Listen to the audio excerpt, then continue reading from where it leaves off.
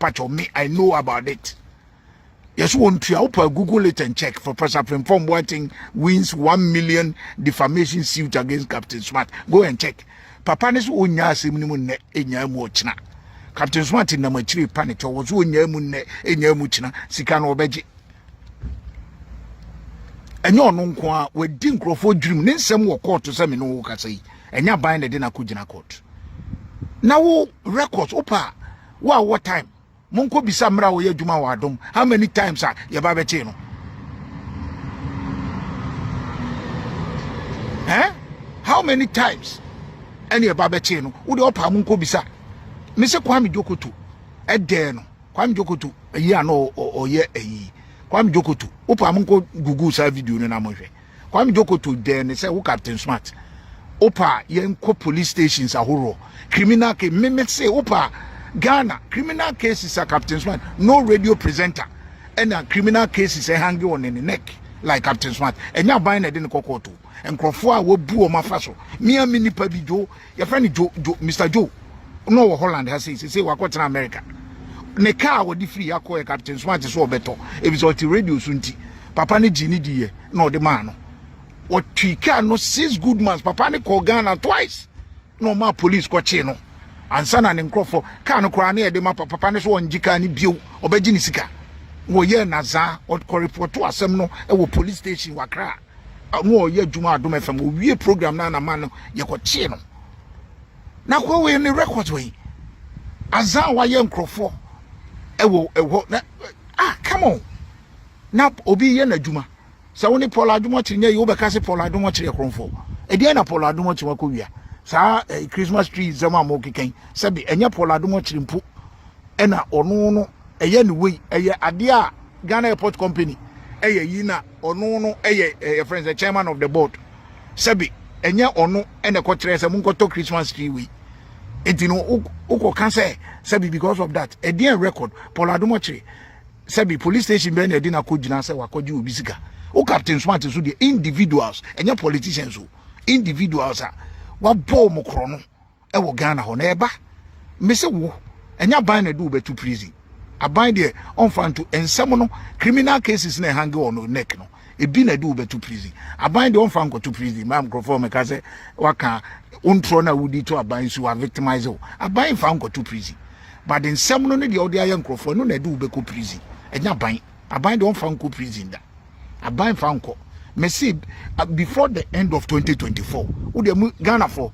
asema me can write it somewhere ne bonia wo de adi nkrofo no eno na de ne beko prison before the end of 20 me see ya ka say ya Professor Frimpong Boateng obia wo betimi aka no de just google it ne hwe just google it ne hwe Professor Frimpong Boateng wins 1 million defamation suit against Captain koko check obedi intro to professor so ye galamsi one ne ma hwan and or then call court when to me prove evidence me can so better radio so that time no angel I can say many poto they are to prof so and a prof then call court o wini case no na machire and wo pacho papa ni so on fan che no papa ni si ekwan bia so sa 1 million no obeji na me ni prof nse so de che no se ne dan ne kora o me anyi dan ne ntom na sika no don fan ko che NGO bi better minim se prof no ya me adom wa blessing no but sankrofo si no sa na ye woje ne dan bi ne dan no waje ne na japade bi ne waje woje ne maton muton wa na mo de akoche NGO fu bi better no bi ehu ne nkwasi asem ne na yi a wodi manti note say yan fan koye commander sugar factory na entumi ma ye sugar ye sesa cedi bebre de $1 e de kokraba no esuntwa ya de papa say media wo ho na media wo ho say ye be inform ye be ka no kre ye be educate na ye entertain nipa enu nti ekoba say ye be bie commander sugar factory ano no na say ye nya media fo a omo be kwa kodi referee media fo a enkogi sika no omo be kwa ka asem no say de ye den say de tie ana NDC fo say omo de omo ehu akwa bi a wo ya ade ne wan frɛ na o se program bi de fa be wo so odo be ba betena we bedidi watem enti sa de a omo mfa no mra na omo nhwe na funumu ene ye share Captain Smart afunumu Captain Smart baya no ababe ka kire ye Ghana fo say waya Commander Sugar Factory na ye no kre na ekoso na si kire no kra na nsa na mu a o say enche ye bia no abe video say video ni ni na me say phone we dia me pe phone we pa na make video ya but I know say video no says out there e can play say si kire na ba e ma na ekoso awrahu sama e wo mu ni say factory ni ye bia ni ne no 30th no on the 2nd nothing is working. As a matter of fact, that same day of operation, they made what an announcement say they are shutting down for maintenance. The Kapuchu do a service nanki able to media called Dambai, so Kakope, Elibo, Ediako ye, your own ye, Hohoi, Oti region, Upper East, Upper West, one North West, Savannah, ye go see your $36 million. Now ya chance rani abasa Eddie good ye MDC for chance rani abasa anwe asiti biama sebi commander man hene any atamri sinuano say mum meka say ya ye sugar factory amamu na yampa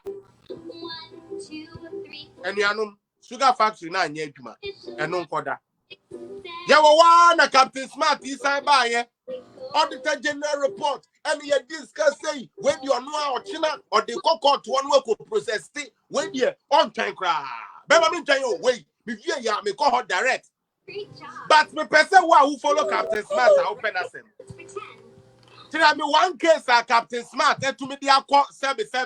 In no police station po to me akwa report. Mumma ba kuma me. Mu Captain Smart no. Captain Smart try yourself those times no or back for was no so. Check. These are the documents. Employer cost to a boss. Yen penny for no. Wow. And now Auditor General reports because that time yen will be Auditor General report and any NTS people.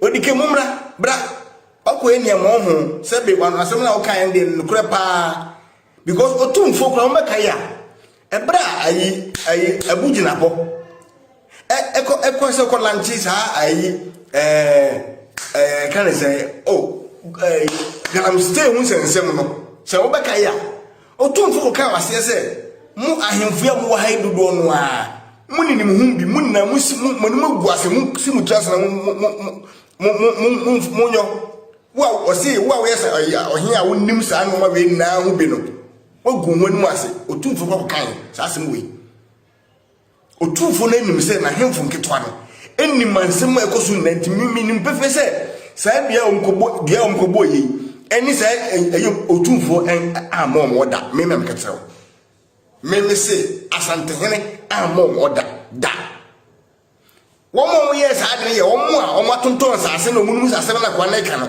ewi wom no ohi bi ni ho a wonton asase na obedi sa aduabo na chi me na ka kirewo san panifo ne ko hia wo ho no obebi ni ho a onim se oni sika ana wonton asase ma wo se nsu no na obako gina obi da onko ana minim ye se na sante ni komito ni Ghana enye on na ma order se omkutu sa bia no omba o ma dwen se wagu opim so mu firi go opim so on kasa basa basa ana opim fo so opim so be sori ana is asem ne